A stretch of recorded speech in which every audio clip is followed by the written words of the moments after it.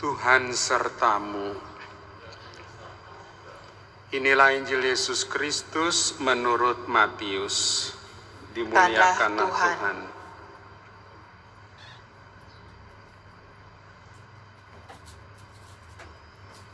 Sekali peristiwa, Yesus mengajar orang banyak. Hal kerajaan surga itu seumpama harta yang terpendam di ladang, yang ditemukan orang, lalu dipendamnya lagi. Karena sukacitanya, pergilah ia menjual seluruh miliknya, lalu membeli ladang itu. Demikian pula hal kerajaan surga itu seumpama seorang pedagang yang mencari mutiara yang indah. Setelah ditemukannya mutiara yang sangat berharga, ia pun pergi menjual seluruh miliknya, lalu membeli mutiara itu.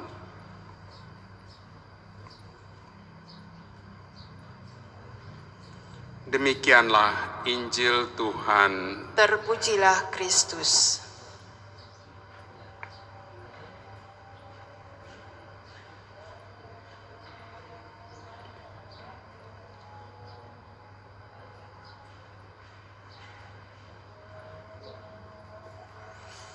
Saudara-saudari yang terkasih, Oma dan Opa, Ibu dan Bapak, serta anak-anak sekalian yang dikasihi Tuhan.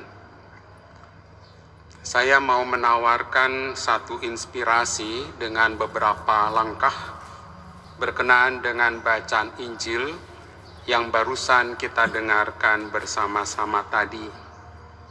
Saya tidak mengkaitkan inspirasi renungan ini dengan bacaan pertama maupun bacaan kedua. Terlalu panjang nanti. Dan mudah-mudahan inspirasi ini, renungan ini berguna bagi hidup rohani paling tidak 1 minggu ke depan ini.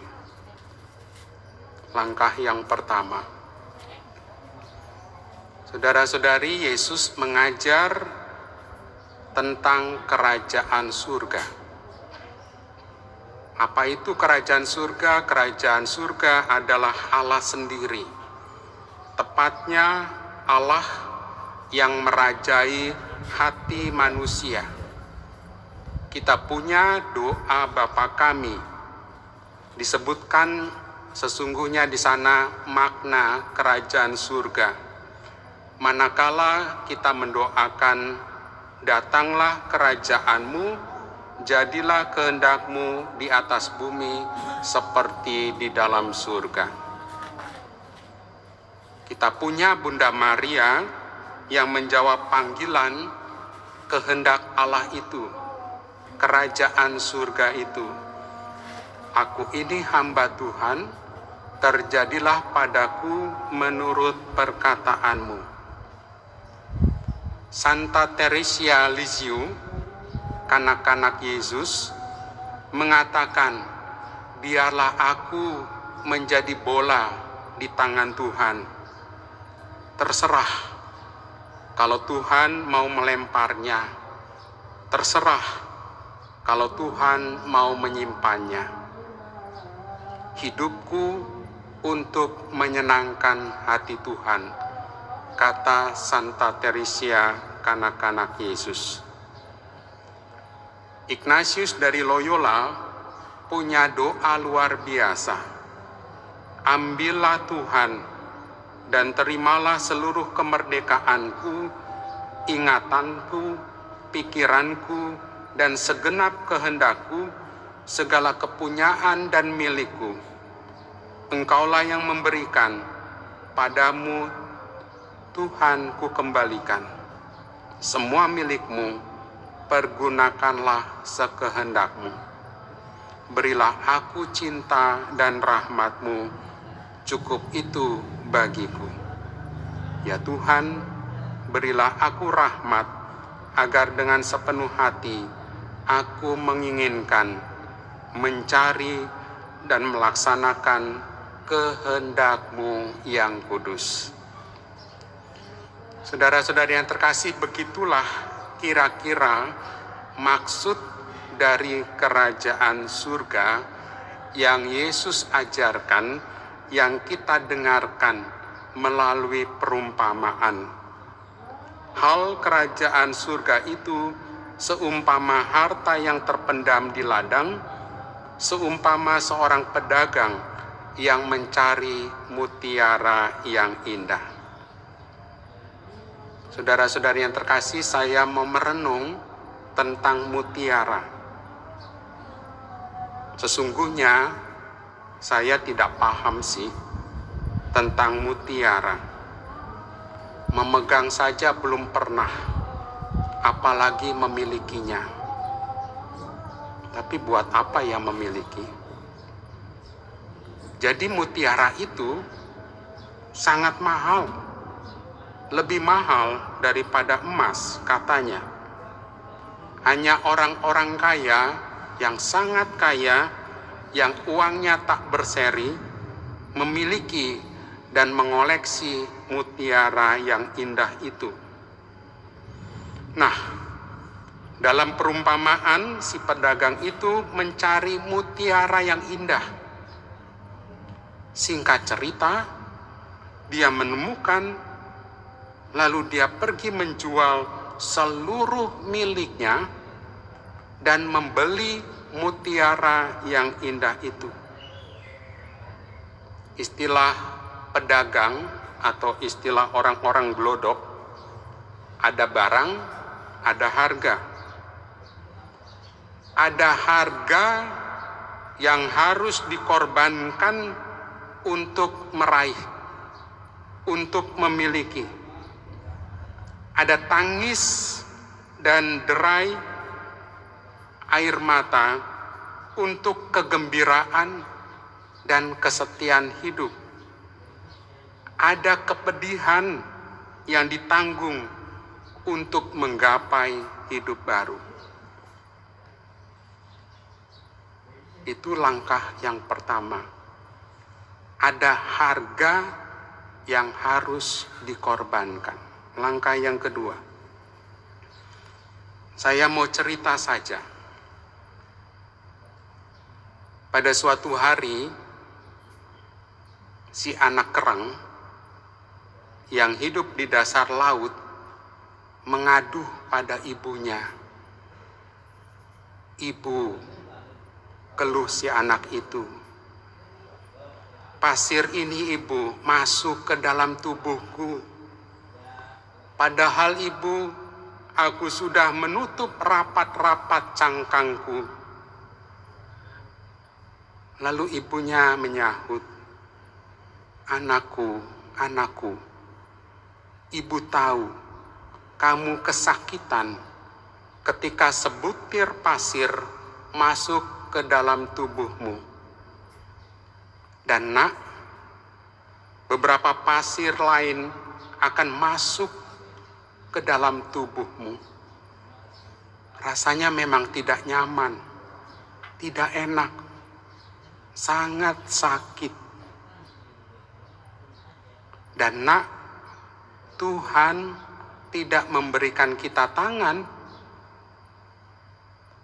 Ibumu kalau punya tangan sangat ingin menolongmu nak. Tapi terimalah nak. Anggaplah itu suatu takdir.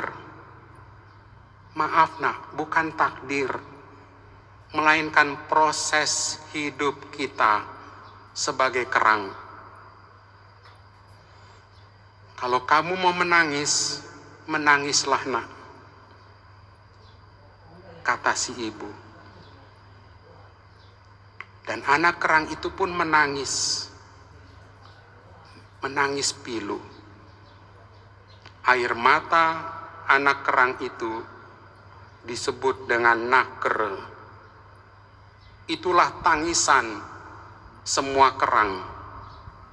Setiap kali pasir masuk ke dalam tubuh dan tubuh itu terasa sakit, keluarlah nakre itu.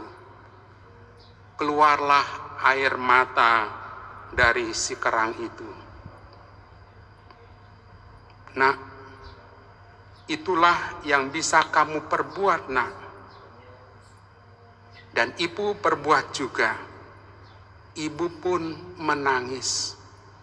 Setiap kali pasir itu masuk ke dalam tubuhku, ibumu juga menangis kesakitan. Kata sang ibu dengan bercucuran air mata.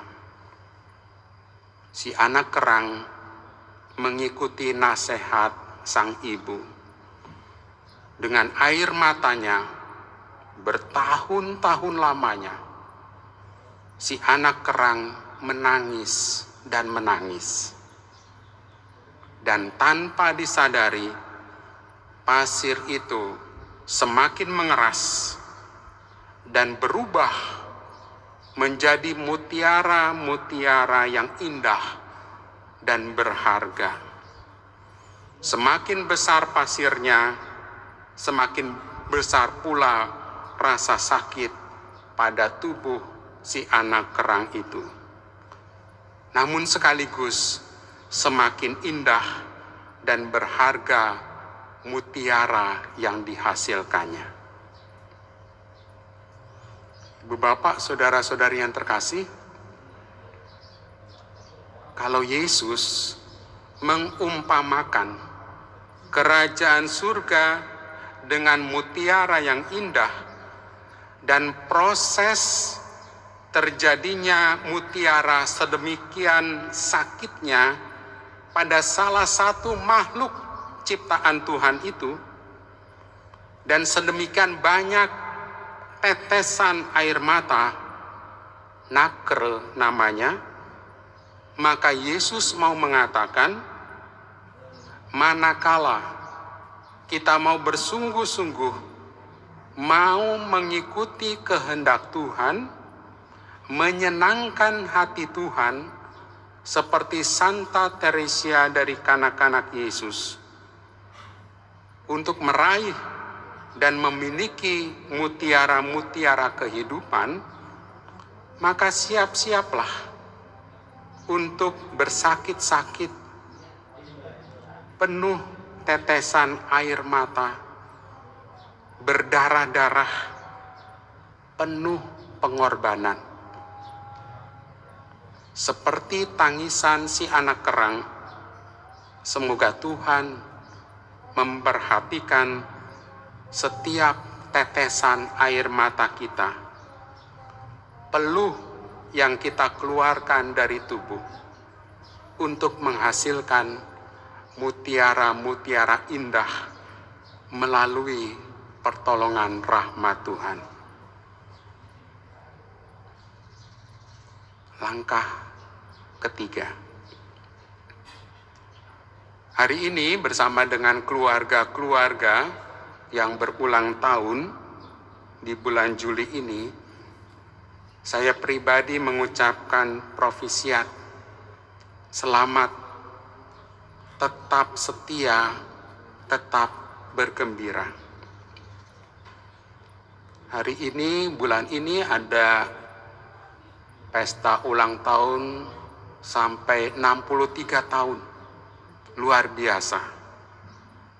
Mungkin nikahnya muda pasangan ini. Ibu bapak, saudara-saudari yang terkasih, saya tahu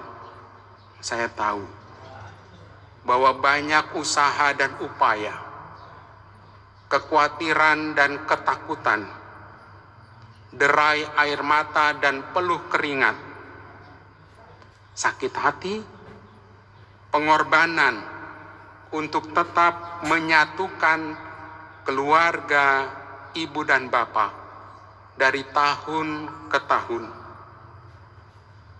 Bisa jadi anak-anak yang ibu bapak miliki tumbuh dan berkembang. Bisa jadi mereka kurang hormat terhadap ibu dan bapak. Atau bisa jadi pula ayah dan ibu suka membanding-bandingkan anak-anaknya, membanding-bandingkan juga cucunya, atau membanding-bandingkan dengan anak tetangga. Bisa jadi ada banyak godaan-godaan, entah wanita lain, entah laki-laki lain. Barangkali juga pernah terjatuh. Namun ibu bapak, saudara-saudari yang terkasih, tetaplah terus-menerus memohonkan rahmat Tuhan agar air mata ibu dan bapak serta anak-anak terkasih tak pernah sia-sia. Persembahkanlah itu kepada Tuhan agar air mata kehidupan, nakre dalam bahasa kerang itu, diubah Tuhan untuk menjadi mutiara-mutiara yang indah dan berharga. Dan itu menjadi mutiara-mutiara kehidupan keluarga ibu dan bapak. Silakan merenungkan.